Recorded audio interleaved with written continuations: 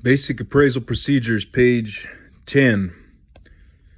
A value opinion and the appraiser's competency needs to be considered when taking on such an assignment.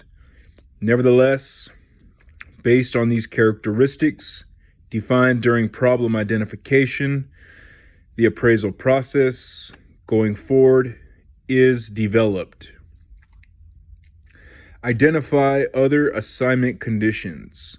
Other assignment conditions include other elements applicable in an appraisal assignment.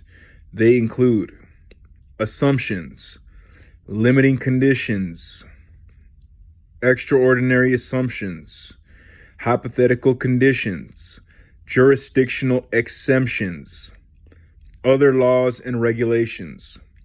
These elements are usually identified by the appraiser during problem identification, but one or more may be revealed later in the appraisal process. Let's take a look at how USPAP defines some of these items, or some of these terms, and how they are handled in the appraisal assignment. Assumptions. USPAP defines an assumption as that which is taken to be true. Because there are limitations to an appraiser's scope of knowledge or expertise, most appraisal reports will contain a certain amount of general assumptions. Assumptions inform the client and intended users of the issues taken for granted. Common examples might be: there are no unobservable adverse conditions.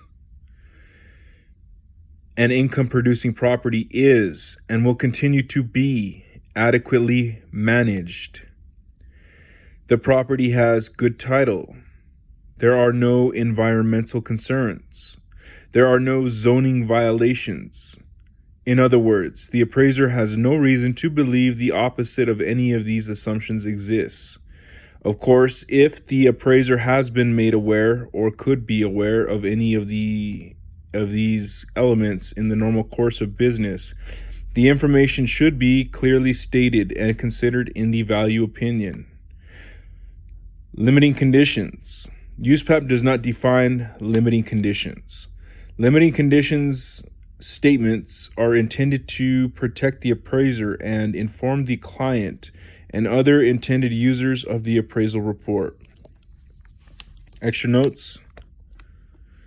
You're gonna get assignments that are gonna get, again, USPAP. Go against USPAP. Yeah, go against USPAP.